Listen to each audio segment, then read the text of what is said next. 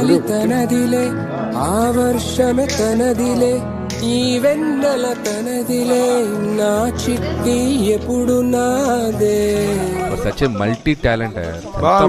నా అమ్మ నీవేలే, నీ బొమ్మ నేనేలే, రివ్వంటూ పై పైకే ఎగిరిపోదా. మేమందరం కూడా ఎమోషనల్ అయిపోయాం నిజంగా, అంత టచింగ్ గా ఉంది అసలు.